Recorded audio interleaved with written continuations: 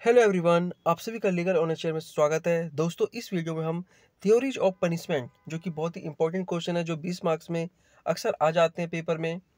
चलिए शुरू करते हैं। पहले इसकी भूमिका से हम थोड़ा स्टार्ट करते हैं। मनुष्य एक सामाजिक प्राणी है। सामाजिक प्राणी होने के कारण उसकी इच्छा रहती है कि वह समाज में शांतिपूर्ण तरीके से अपना जीवन यापन करे, तथा वह अपेक्षा करता है कि कोई अन्य व्यक्ति उसके शांतिपूर्ण जीवन यापन में किसी प्रकार का दखल ना करे। समाज में रहने वाले प्रत्येक व्यक्ति का यह कर्तव्य है कि वह उन नियमों व कानूनों के अनुसार अपना आचरण करे जिन्हें समाज या राज्य द्वारा बनाया जाता है। यदि मनुष्य समाज द्वारा बनाए गए कानून का उल्लंघन करता है, तब समाज का संतुलन बिगड़ने लगता है। परस्पर टकराव, आपसी टकराव और संघर्ष की स्थिति बन जाने के कारण समाज के मूल ढांचे की टूटने की आशंका बन जाती है, और तब समाज के ढांचे को टूटने से बचाने के लिए न्याय प्रशासन की जरूरत पड़ती है। ये भूमिका में आप लिख सकते हैं। न्याय प्रशासन सभ्य एवं सुव्यवस्थित समाज की आधारशिला एवं राज्य का लक्ष्य है। पारस्परिक सह अस्तित्व, शांति एवं व्यवस्था बुराइयों तथा अपराधों के निवारण के लिए न्याय प्रशासन आवश्यक है। सैमंड के अनुसार राजनीतिक समुदाय में राज्य की भौतिक शक्ति द्वारा अधिकारों अथवा न्याय का संरक्षण किया जाना ही न्याय प्रशासन है। न्याय प्रशासन के उद्देश्य क्या है? अधिकारों का संरक्षण करना, शांति व्यवस्था को बनाए रखना और अपराधों को निवारण करना। न्याय प्रशासन दो प्रकार के होते हैं। एक होता है सिविल, जो कि दीवानी न्याय प्रशासन। दूसरा होता है आपराधिक न्याय प्रशासन, दंडिक न्याय प्रशासन भी इसे कहा जाता है। इसका मुख्य उद्देश्य है अपराधों का निवारण करना, अपराधों की पुनरावृत्ति को रोकना तथा दोषी व्यक्ति को दंडित करना। अपराधी को दंड, जुर्माना, अर्थदंड या शारीरिक एवं मानसिक पीड़ा या कारावास के रूप में दिया जाता है। सैमंड के अनुसार दंड के 5 मुख्य उद्देश्य होते हैं। दंड द्वारा अपराधियों में भय उत्पन्न करना, भय व्याप्त करना, अपराधियों को प्रतिशोध की भावना से बदला लेना, अपराधों का निवारण करना, अपराधी को प्रायश्चित करने का अवसर प्रदान करना, अपराधी में सुधार करना। इसलिए दंड दिए जाते हैं। अब दंड के सिद्धांत, थ्योरीज ऑफ पनिशमेंट, ये पेपर का ही हिस्सा है ये इसी क्वेश्चन का। सैमंड ने दंड के उद्देश्यों के आधार पर दंड के निम्न सिद्धांत प्रतिपादित किए हैं। पहला है प्रतिशोधात्मक सिद्धांत, जिसको हम निवारणात्मक सिद्धांत भी कहते हैं। इसे दंड का निवारणात्मक सिद्धांत भी कहा जाता है। इसका मुख्य उद्देश्य है अपराधों की रोकथाम के लिए मनुष्य में दंड का भय उत्पन्न करना। इस सिद्धांत के अनुसार लोगों को अपराधों से अलग रखने के लिए अपराधियों को कठोर दंड दिए जाने की अपेक्षा की जाती है, ताकि लोगों में दंड का भय बना रहे और वे अपराध ना करें। पैटर्न के शब्दों में यह सिद्धांत समाज के संरक्षण पर विशेष बल देता है और कैदियों के साथ ऐसे व्यवहार की अपेक्षा करता है कि दूसरे लोग विधि का उल्लंघन करने का साहस भी नहीं कर पाए। फिर आता है दूसरा प्रतिशोधात्मक सिद्धांत।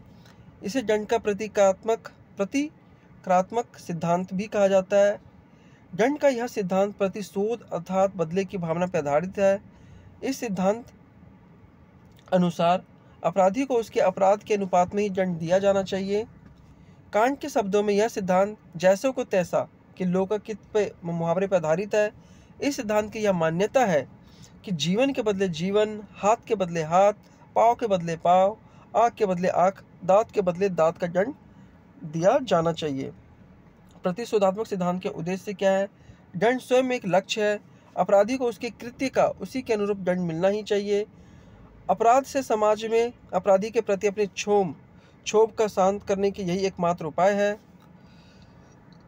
लेकिन आलोचकों द्वारा इस सिद्धांत की कटु आलोचना की गई है। सैमंड का कहना है कि प्रतिशोध उपचार नहीं होकर अपराध में वृद्धि करने वाला कारक है। होम्स प्रतिशोध अथवा बदले की भावना को अपराध निवारक नहीं मानते हैं। तीसरा आता है प्रायश्चित्ता का सिद्धांत का मुख्य आशय है कि अपराधी के अपने किए हुए कार्य पर पश्चाताप हो। जब अपराधी को कारावास में बंदी बनाया जाता है या उसे एकांत कारावास का दंड दिया जाता है, तो वहाँ उसे अपने आपराधिक कृत्य पर प्रायश्चित करने का अवसर मिलता है। उससे अपराध का बोध होता है और आत्मग्लानि होती है। मतलब खुद को एहसास होता है कि उसने जो कार्य किया वो बहुत गलत किया है। वो भविष्य में फिर कभी ऐसा अपराध नहीं करने का संकल्प लेने की सोचता है और एक अच्छा नागरिक बनकर नए जीवन की शुरुआत की मानसिकता बनाता है। हीगल एवं कॉलर के अनुसार अपराध के लिए दंड भोगकर अपराधी निर्दोष हो जाता है। केस जावेद अहमद बनाम स्टेट ऑफ महाराष्ट्र 1985 में इसमें कहा गया है कि यदि कोई नवयुवक अपराधी यह प्रतिज्ञा करता है कि यदि उसे जीवित रहने का एक अवसर प्रदान किया जाए तो वह अपना संपूर्ण जीवन मानव जाति के सेवा के लिए अर्पित कर देगा, तो ऐसे अपराधी के मृत्युदंड को आजीवन कारावास में बदला जाना न्याय सम्मत होगा। लेकिन आलोचकों द्वारा इस सिद्धांत की भी आलोचना की गई है। सैमन के अनुसार प्रायश्चित के भाव से पीड़ित व्यक्ति की क्षतिपूर्ति संभव नहीं है, मतलब जिसका नुकसान हो गया उससे तो उसको कोई फायदा नहीं होगा। यह एक रहस्यवादी सिद्धांत है। पैटर्न का कहना है कि प्रायश्चित का सिद्धांत नैतिक मूल्यों पर आधारित है, अतः यह विधि के क्षेत्र के बाहर की विषय वस्तु है। राज का कार्य अपराधियों को उनके आपराधिक कृत्य का दंड देना है, सामाजिक खतरों के विरुद्ध ऐसे उपाय तलाशना नहीं। वर्तमान परिप्रेक्ष्य में यह सिद्धांत व्यवहारिक नहीं रह सकता। चौथा आता है निरोधात्मक सिद्धांत। न्याय प्रशासन का मुख्य उद्देश्य अपराधों का निवारण करना है और इसी उद्देश्य की पूर्ति दंड का निरोधात्मक सिद्धांत करता है। इस सिद्धांत के अनुसार दंड भोगने के पश्चात अपराधी में अपराधों के प्रति अरुचि उत्पन्न हो जाती है और वो अपराधों से घृणा करने लगता है। दंड से अपराध कारित करने की इच्छा भी समाप्त हो जाती है, जिससे अपराधी वापस अपराध की ओर नहीं जाता है। पैटर्न के शब्दों में निरोधात्मक दंड भविष्य में अपराध कारित करने की शक्ति को समाप्त कर देता है। मृत्युदंड, आजीवन कारावास, देश निकाला, संपत्ति का संप्रहण मतलब संपत्ति कब्जे में लेना आदि ऐसे दंड हैं जो अपराधी को भविष्य में अपराध कारित करने के लिए अक्षम बना देता है। यही कारण है उपयोगितावादी विचारक Jeremy Bentham, John Stuart Mill आदि ने इस सिद्धांत का समर्थन किया है, लेकिन यह सिद्धांत भी आलोचना का पात्र बना है। आलोचकों का मानना है कि यह सिद्धांत अपराधों को समाज से पृथक रखने पर बल देता है, उसके सुधार पर नहीं। किसी अपराधी को आखिर कब तक कारावास में बंदी बनाकर रखा जा सकता है, उसे समाज में लौटने का एवं सुधरने का अवसर दिया जाना आवश्यक है। इसी के सबसे आखिरी जो हमारा सिद्धांत है वो है सुधारात्मक सिद्धांत। 20वीं सदी की एक महत्वपूर्ण अवधारणा यह सिद्धांत समाज के संरक्षण की अपेक्षा व्यक्ति के सुधार पर अधिक बल देता है। इसके अनुसार अपराधों का निवारण दंड से नहीं अपितु हृदय परिवर्तन से किया जा सकता है। यह दंड में अधिक विश्वास नहीं करता। यह सत्य भी है क्योंकि अपराध के अनेक कारण होते हैं। कई बार अपराधी नहीं चाहते हुए भी अपराध कर बैठता है। कई बार विवशता, भावावेश, प्रकोपन, उत्तेजना आदि के कारण अपराध हो जाते हैं और ऐसे अपराध कारित हो जाने के बाद स्वयं अपराधी के मन में पश्चाताप होता है और वह सुधरना चाहता है। वह केवल यही चाहता है कि उसे सुधरने का अवसर प्रदान किया जाए। राष्ट्रपिता महात्मा गांधी ने कहा है कि अपराध से घृणा करो, अपराधी से नहीं।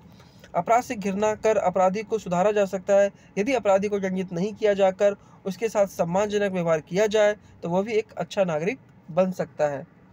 यद्यपि इस सिद्धांत की भी आलोचना की गई है और यह कहा गया है कि सुधारात्मक सिद्धांत से अपराधियों के मन में भय समाप्त हो जाएगा। अपराधी और अधिक अपराध करने की ओर प्रवृत्त होंगे। कारागृह सुखद आवास गृह बन जाएंगे। अपराध करना एवं लाभप्रद व्यवसाय बन जाएगा। तो दोस्तों ये बहुत ही इंपॉर्टेंट क्वेश्चन है, 20 मार्क्स में जरूर पूछे जाएंगे। अगर आपको वीडियो अच्छा लगा तो वीडियो को लाइक कीजिए, चैनल को सब्सक्राइब कीजिए। धन्यवाद।